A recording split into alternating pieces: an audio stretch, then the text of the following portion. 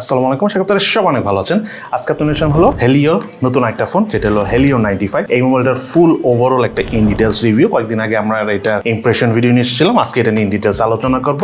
So চলুন প্রথমে দেখে নিই এই মোবাইলটার বক্স কন্টেন্টে কি কি রয়েছে। মোবাইলটার বক্স কন্টেন্টে রয়েছিল user manual, SIM tray ejector, USB type C charging cable, back case, 33 ওয়াটের ফাস্ট চার্জার এবং হেলিও 95 মোবাইলটি। এই মোবাইলটার ডিজাইন এবং আউটলুকের কথা যদি বলতে চাই, ফোনটা যথেষ্ট স্লিম, তার পাশাপাশি বেশ হালকা এবং এটা থিকনেস কিন্তু মাত্র 7.55 মিলিমিটার এবং ওয়েট হলো 174 গ্রাম এবং ওয়েট ডিস্ট্রিবিউশন ঠিকঠাক হওয়ার কারণে বেশ কমফোর্টেবল ভাবে সিঙ্গেল হ্যান্ড ইউজ করা যায় এবং হালকা পাতলা এই ফোন, বাট ভিতরে 5000 মিলি অ্যাম্পিয়ারের বিশাল একটা ব্যাটারিও রয়েছে। বাট এই ফোনটা ডিসপ্লেতে আয়রন গার্ডের প্রোটেকশন রয়েছে, অর্থাৎ বেশ শক্তপোক্ত বলা যায় ফোনটার ডিসপ্লে। বাট আউটলুকের ব্যাপারে যেটা বলতেছিলাম, যে ব্যাক প্যানেলে যে ক্যামেরা হাউসটা রয়েছে সেটা দেখতে অনেকটা অ্যাপেল লেয়ারের মতো, মানে ট্রেন্ডি একটা ডিজাইন, যে কারো কাছেই হাতে নিয়ে ফোনটা বেশ ভালো লাগবে। সেই সাথে এই মোবাইলটাতে IP64 এর ওয়াটার এবং ডাস্ট রেসিস্ট্যান্ট সার্টিফিকেশন রয়েছে, অর্থাৎ টুকটাক ছিটা ফোটা পানি বা ধুলাবালি লাগলেও এই ফোনটা সহজে কিছু হবে না। তার পাশাপাশি এই মোবাইলের ডিসপ্লেটা কিন্তু অ্যামোলেড প্যানেলের ডিসপ্লে। ফর দ্যাট রিজন মোবাইলটাতে রয়েছিল in display fingerprint scanner. Fingerprint স্ক্যানারের পজিশন ফোন বিবেচনায় ঠিকঠাক জায়গায় রয়েছে বলে আমার কাছে মনে হয়েছে এবং টাচ করার সাথে সাথেই আনলক করছিল। এছাড়াও মোবাইলটার বাটন এবং পোর্টসের কথা যদি বলতে চাই, রাইট সাইডে রয়েছিল ভলিউম রক এবং পাওয়ার বাটন, লেফট সাইডে কিছু নেই। মোবাইলটার উপরে রয়েছিল স্পিকার, নয়েজ ক্যান্সেলেশন মাইক এবং আয়ার ব্লাস্টার, এবং মোবাইলটার নিচের অংশে রয়েছিল main speaker, primary mic, USB type C charging port এবং সিম ট্রে পোর্ট। দেন এই মোবাইলটার ইউআই এক্সপিরিয়েন্সের কথা যদি বলতে চাই, ফোনটা out of the box Android 15 operating system দিয়ে এসেছে। এবং ইউআই এক্সপিরিয়েন্সের কথা যদি বলতে চাই, হেলিও তাদের আগের ফোনগুলোর ইউআই থেকে নতুন ফোনগুলোর ইউআইতে আস্তে আস্তে বেশ আপডেট এনেছে। এটা তো বলবো যে যথেষ্ট আপডেট করেছে, বাট আরেকটু যদি ইউআইটা লুক্রেটিভ করা যেত তাহলে আরেকটু বেশি ভালো লাগতো। তবে খুব একটা আননেসেসারি অ্যাপসের দেখা পাই নেই, যেটার জন্য আমি থামস আপ দিব হেলিওকে।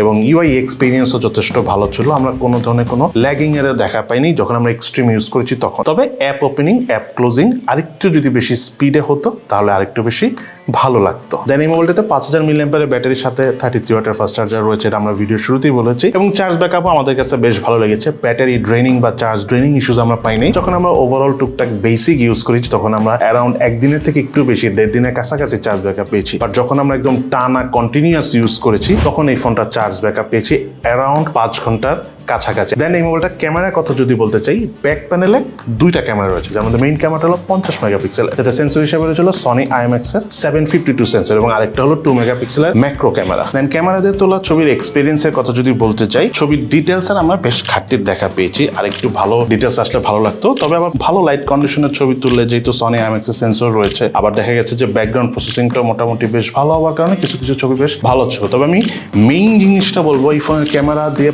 ছবির পারফরমেন্স আরো বেশি ভালো আসতো যদি ব্যাকগ্রাউন্ড প্রসেসিং সিস্টেমটা আরো ভালো হতো, বিকজ সেন্সরটা কিন্তু অনেক ভালো এই ফোনের সাথে আসে। তবে পোর্ট্রেট মোডে ছবি তুললে আমাদের কাছে ওভারঅল ঠিকঠাক লেগেছে, খুব একটা স্যাচুরেশনের আমরা দেখা পাইনি, ওভার কালার প্রোডাকশন ইস্যুসও ছিল না, তার পাশাপাশি ঠিকঠাক ব্যালেন্স ছিল। বাট আরেকটু ভালো ক্যামেরা পারফরমেন্স আমরা এক্সপেক্ট করেছিলাম। দেন এই মোবাইলটা দিয়ে হাইয়েস্ট 1080p 30 fps এর ভিডিও শুট করা যায়। ভিডিও পারফরমেন্স এই বাজেট রেঞ্জের অন্যান্য ফোনের মধ্যে আমরা ভিডিও থেকে বেশ শেকি ফিলের দেখা পেয়েছি। দেন এই মোবাইলটার ফ্রন্ট প্যানেল রয়েছিল 32 মেগাপিক্সেলের সেলফি ক্যামেরা। সেলফি ক্যামেরার পারফরমেন্স আমাদের মেইন ক্যামেরার থেকে বেশি ভালো লেগেছে, বিকজ আমরা আউটডোরে যখন প্রপার লাইট কন্ডিশনের ছবি তুলেছি ছবি বেশ ভালো আসতেছিল। কিছু কিছু ছবি কালার বুস্ট করতেছিল, আবার কিছু কিছু ছবিতে কালার ডিটেলস এর ঘাটতি ছিল, বাট ওভারঅল আমি বলবো ঠিকঠাক আছে। পোর্ট্রেট মোডের ছবি তুলে যে কারোর কাছে এই ফোনটা সেলফি ক্যামেরা ভালো লাগবে। দেন এই মোবাইলটাতে ছিল ক্যামেরা টু API সাপোর্ট, আপনি চাইলে ইন ফিউচারে এই মোবাইলটাতে ম্যানুয়াল ক্যামেরা অর্থাৎ Gcam ইনস্টল করে ছবি তুলতে পারবে। দেন এই মোবাইলের ডিসপ্লের কথা যদি বলতে চাই, মোবাইলটাতে রয়েছিল 6.67 ইঞ্চি সাইজের অ্যামোলেড ডিসপ্লে, 120 রিফ্রেশ রেট রয়েছে। ডিসপ্লে রেজোলিউশন হলো 2400x1080 পিক্সেল এবং পিক্সেল ডেনসিটি হলো 395 ppi। এবং ডিসপ্লে চিন এবং ভেজেল এরিয়ার কথা বলতে গেলে আমাদের কাছে সম্পূর্ণ সিমেট্রিক্যাল টাইপই মনে হয়েছে। চিন এবং ভেজেল একটু মোটা, তবে যেই বাজেট এসেছে সেই হিসাবে চিন্তা করলে আবার চিকন বা স্ট্যান্ডার্ডই মনে হবে। তার পাশাপাশি ডিসপ্লে ঠিক উপরের সেন্টার হচ্ছিল পাঞ্চল সেলফি ক্যামেরা। আর এই মোবাইলতে যখন আমরা ভিডিও দেখেছি, ভিডিও কনজিউমিং এক্সপিরিয়েন্স কিন্তু বেশ ভালো ছিল, ভিডিও ডিটেলস যথেষ্ট ভালো ছিল। আমরা যখন মুভি টুভি দেখেছি তখন আমাদের কাছে বেশ ভালো লেগেছে। তবে আরেকটু কালার কন্ট্রাস্টটা যদি ভালো হতো, আরেকটু যদি ব্রাইটার ডিসপ্লে হতো আরো বেশি ভালো লাগতো। সেই সাথে ডিসপ্লেতে রয়েছে এই মোবাইলটাতে রয়েছিল ওয়াইড ভাইন L1 এর সাপোর্ট। দেন এই মোবাইলটাতে প্রসেসর হিসাবে রয়েছিল মিডিয়াটেক হেলিও Z100, Z200 হলো হয়তো বা একটু বেশি ভালো হতো, এবং এই প্রসেসরের ট্রানজিস্টর সাইজ হলো 12 ন্যানোমিটার। দেন এই মোবাইলটার আন্তর্জাতিক স্কোর টেস্টের রেজাল্ট এবং তার পাশাপাশি বেঞ্চমার্ক স্কোর টেস্ট আমরা কেমন রেজাল্ট পেয়েছি দুটোই স্ক্রিনে শেয়ার করে দেওয়া হচ্ছে। দেন এই মোবাইলটার গেমিং এক্সপিরিয়েন্সের কথা যদি বলতে চাই, ফোনটা দিয়ে আমরা পাবজি গেমসটা প্লে করেছি, যেহেতু বেশ slim phone, in hand grip অনেক ভালো, তো গেম প্লে করতে আমাদের কাছে অনেক বেশি ভালো লেগেছে। ল্যাগিং ফ্রেম ড্রপের কথা বলতে গেলে আমরা মিডিয়াম লেভেলের গ্রাফিক সেটিং এ গেমটা প্লে করতে পেরেছি। অনেক বেশি প্রেসার দিয়ে যে গেম প্লে করে অনেক মজা পাবেন ঠিক তা না, এই বাজেট রেঞ্জের কোনো ফোনে অ্যাকচুয়ালি এক্সট্রিম গেমিং পসিবল না, but still gaming experience not bad. Lagging frame ড্রপও টুকটাক পেয়েছি, বাট সেটা মানানসই এই বাজেট রেঞ্জের এই ফোন হিসাবে। তার পাশাপাশি এই মোবাইলটাতে আমরা অ্যাশফার গেমসটা খেলেছি কালার ডিটেলস দেখার জন্য।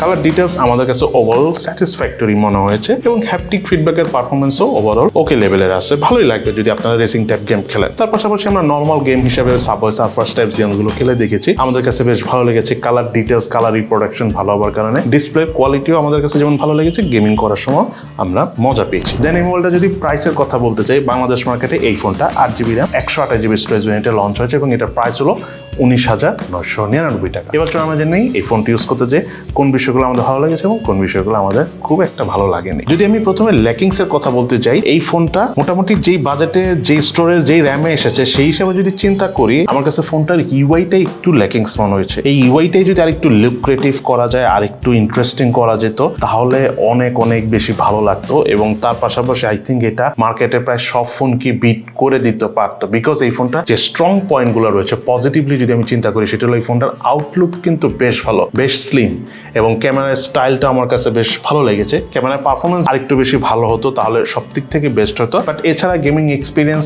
আমাদের কাছে ওভারঅল যথেষ্ট ভালো লেগেছে। IP64 এর ওয়াটার এবং টাচ রেজিস্ট্যান্স সার্টিফিকেশনও রয়েছে, আর অ্যান্ড্রয়েড অপারেটিং সিস্টেম দিয়ে যদি আউট অফ দ্য বক্স আসতো ভালো হতো, but Android 15 is okay. So overall এই হলো আমাদের Helio 95 এই মোবাইলটার একটা রিভিউ ভিডিও। আপনাদের কাছে এই ফোনটা কেমন লেগেছে, এবং অফিসিয়ালি 18 থেকে 20,000 টাকার মধ্যে এই ফোনটা আপনাদের কাছে কি মনে হয়, মার্কেটে কেমন হতে পারে, সেটা কিন্তু অবশ্যই ভিডিও নিচে কমেন্টস করে জানাবেন। সবাই ভালো থাকেন, সুস্থ থাকেন, ইনশাল্লাহ দেখা হবে ফিউচারে।